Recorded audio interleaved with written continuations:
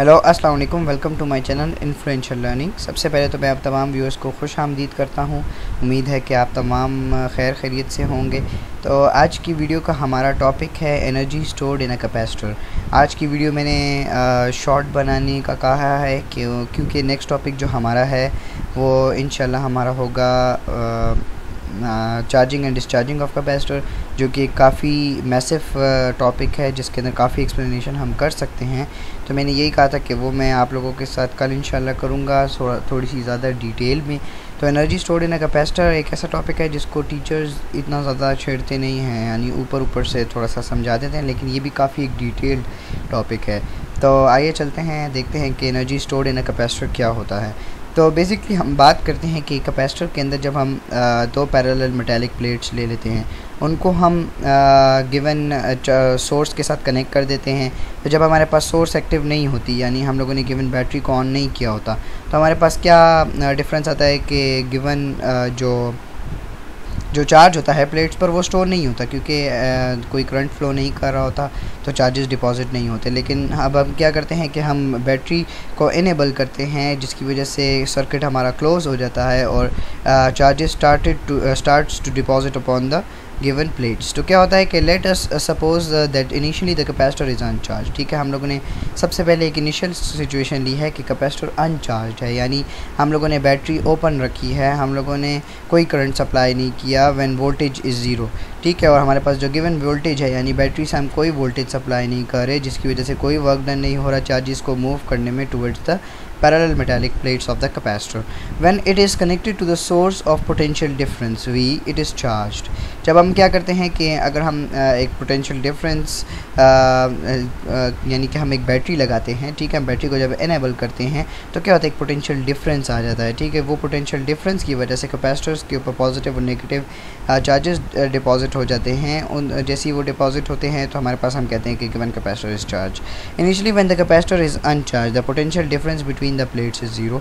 ये तो सिंपल सी बात है, क्योंकि जब हमारे पास कैपेसिटर अनचार्ज होगा तो एज अ रिज़ल्ट क्या होगा कि सोर्स हमारे पास कोई करंट सप्लाई नहीं कर रही होगी, जिसकी वजह से कोई भी चार्जेस प्लेट्स के ऊपर डिपॉजिट नहीं होंगे। जब चार्जेस प्लेट्स के ऊपर डिपॉजिट नहीं होंगे तो एज अ रिज़ल्ट कोई पोटेंशियल डिफरेंस नहीं होगा, यानी कोई वर्क डन हमें नहीं करना पड़ेगा चार्जेस को पैरेलल मेटालिक प्लेट्स तक ले जाने में, जिसकी वजह से पोटेंशियल डिफरेंस रिमेन्स ज़ीरो।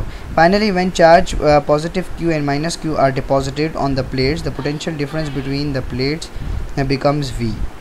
अब हम बात करते हैं कि जब हम लोगों ने बैटरी को इनेबल किया है तो क्या होगा कि चार्जेस स्टार्टेड मूविंग। अब जो प्लेट हमारे पास positive terminal of the battery के साथ कनेक्ट है तो क्या होगी, positive charges started moving towards the first parallel metallic plate of the capacitor. इसी तरह नेगेटिवली चार्ज पैरेलल प्लेट के साथ जो हमारे पास plate of the capacitor connected है तो वहाँ पर नेगेटिव चार्जेस मूव करना स्टार्ट करेंगे, और इस तरह क्या होगा, एक स्पेसिफिक पोटेंशियल डिफरेंस मेंटेन होगा, यानी वर्क डन हमें करना पड़ेगा बिटवीन द प्लेट्स। ठीक है, the average voltage on the capacitor during the charge process is V divided by 2। अब यहाँ पर हमारा ये सवाल आ सकता है कि यहाँ पर V डिवाइडेड बाई 2 क्यों आया है।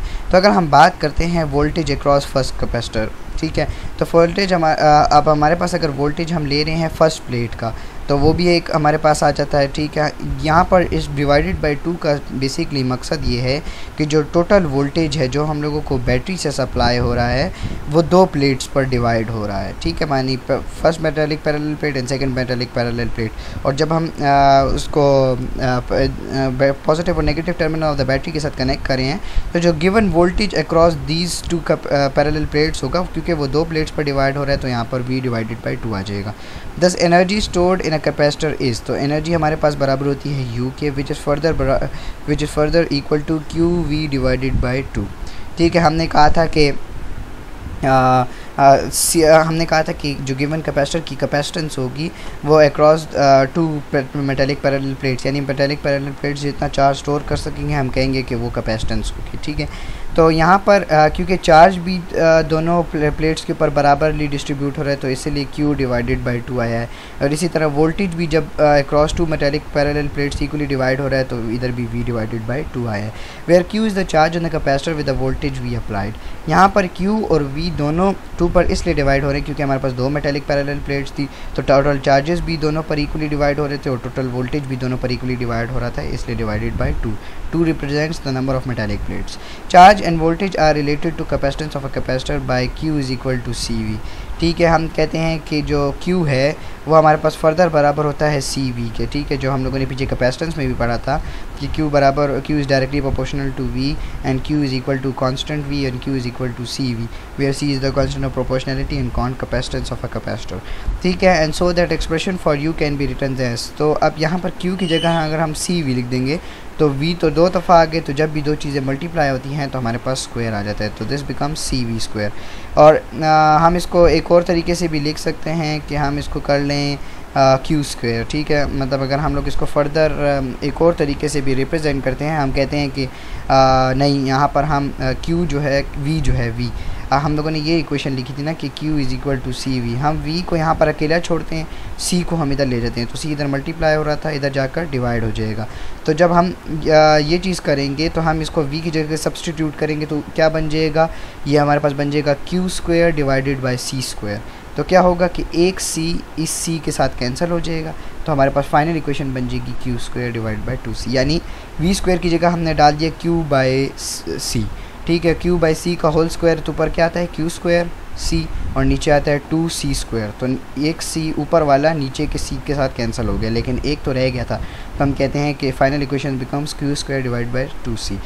It is also possible to regard the energy as being stored in electric field between the two plates rather than the potential energy of the charges on the plates। इस line का ये मतलब है कि हम कह सकते हैं कि एनर्जी को हम सिर्फ पोटेंशियल एनर्जी के मायनों में डिस्क्राइब नहीं कर सकते, हम एक और तरीके से भी इसको डिस्क्राइब कर सकते हैं। अगर हम एनर्जी ले लें in case of electric field between the two plates, तो हम कह सकते हैं कि electric field between the two plates जो होगी, अब जितनी इलेक्ट्रिक फील्ड स्ट्रॉन्ग होगी, ठीक है, हम लोगों को उतनी एनर्जी मिलेगी। हम ये बात कहते हैं कि उतनी एनर्जी स्टोर्ड होगी कैपेसिटर में। तो हम एनर्जी को डिफरेंट तरीके से एक्सप्रेस कर सकते हैं in terms of potential energy, कि हम लोगों ने कितना वर्क डन किया है चार्जेस को प्लेट्स तक पहुँचाने में, या फिर हम ये कह सकते हैं कि दोनों प्लेट्स के दरमियान हमारे पास इलेक्ट्रिक फील्ड की स्ट्रेंथ जो है वो कितनी है, तो उससे हमें इलेक्ट्रिक फील्ड एनर्जी मिल जाएगी। और ये पॉइंट ऑफ व्यू हम तब यूज़ कर सकते हैं कि अगर हम इलेक्ट्रिक फील्ड की बात करें। अब अगर हमें कहते हैं कि हमारे पास दो parallel metallic plates of the capacitor हैं, ठीक है, उनको हमने सोर्स के साथ कनेक्ट किया है, तो जब हम उनको चार्जेस अप्लाई कर रहे हैं तो गिवन प्लेट्स चार्ज हो रही है। लेकिन अब अगर हमारे पास एक ऐसा केस आ जाता है कि हम कहते हैं कि नहीं, हम जो एनर्जी है वो इन टर्म ऑफ वर्क नहीं देखते, यानी in terms of potential difference नहीं लेते। हम जो है इलेक्ट्रिक फील्ड के केस में अगर हम मालूम करना चाहें तो क्या होगा, तो फिर हम वही देखते हैं कि जो इलेक्ट्रिक फील्ड दरमियान प्लेट्स के दरमियान होगी, हम कहेंगे कि ये हमारे पास टोटल एनर्जी है जो कि स्टोर्ड होगी inside the capacitor. We know that V is equal to ED। ठीक है, वोल्टेज हमारे पास बराबर होता है E electric field multiply by D। ठीक है, लेकिन हम कहते हैं कि कैपेसिटेंस बराबर होती है A epsilon R divided by D। अब हम क्या कर सकते हैं, substituting these value in equation 11.38। अब इक्वेशन 11.38 कौन सी थी हमारे पास, ये इक्वेशन। अब इसमें हमारे पास V की क्या वैल्यू है, ED।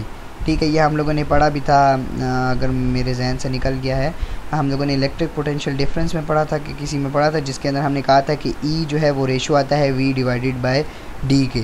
तो अब इसमें हमने V की वैल्यू ली है E मल्टीप्लाई बाई D। ठीक है, सिमिलरली C की अगर हम बात करें तो हमने capacitance of parallel plate capacitor क्या पढ़ा था कि वो बराबर होता है एरिया और डिस्टेंस पे और एप्सिलॉन नॉट और एप्सिलॉन R की मल्टीप्लिकेशन में, यानी प्रोडक्ट पे।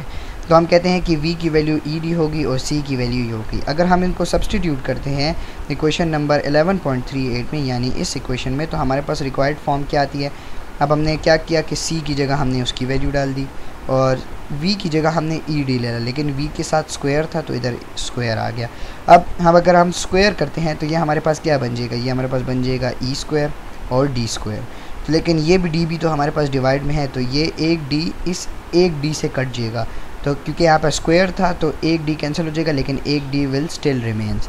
सिमिलरली ये E स्क्वायर था, अब हम E स्क्वायर को बाहर निकाल देते हैं, AD को हम एक साथ लिख देते हैं, कहते हैं the product AD is volume. ठीक है, हम कहते हैं एरिया आ गया है और डिस्टेंस आ गया है, हम कहते हैं कि product of area and distance is the volume between the two plates.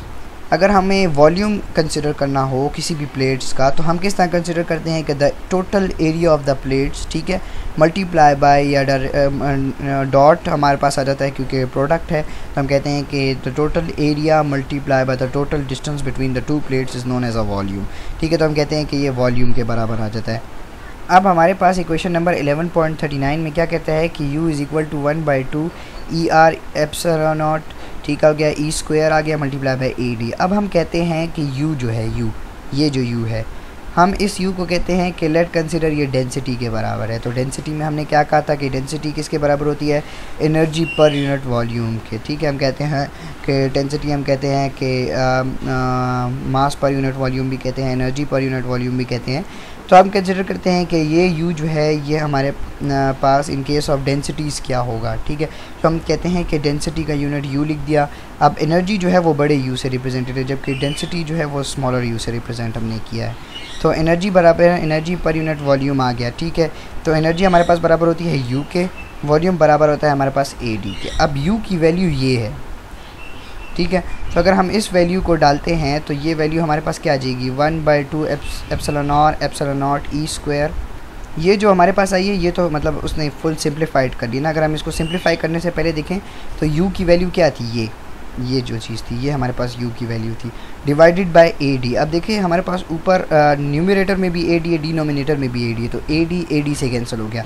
तो रिमेनिंग हमारे पास चीज़ क्या बच गई, 1/2 ER एप्सिलॉन नॉट और ई स्क्वायर। तो हम कहते हैं कि अगर हम लोग इन टर्म्स ऑफ एनर्जी देखना चाहते हैं कि कैपेसिटेंस किसके बराबर होगी, तो हम कहते हैं कि वो बराबर होगी एप्सिलॉन नॉट और एप्सिलॉन नॉट के प्रोडक्ट मल्टीप्लाई बाय हमारे पास आ जाएगा ई स्क्वायर यानी इलेक्ट्रिक फील्ड का स्क्वायर डिवाइडेड बाय 2। तो ये हमारे पास टोटल एनर्जी हमारे पास आएगी इन केस ऑफ डेंसिटी।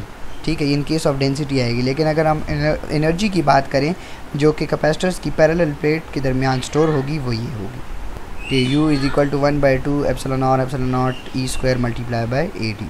तो क्योंकि अब ऐसे के बाद जो टॉपिक आता है वो हमारे पास charging and discharging of capacitor है, जो कि हम कल की वीडियो में डिस्कस करेंगे इंशाल्लाह।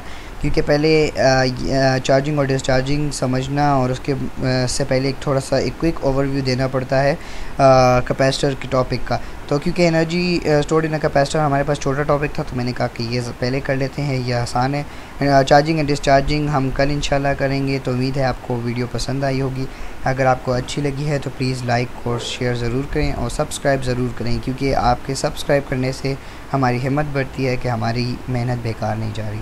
तो मिलते हैं कल की वीडियो में इंशाल्लाह। Thank you so much.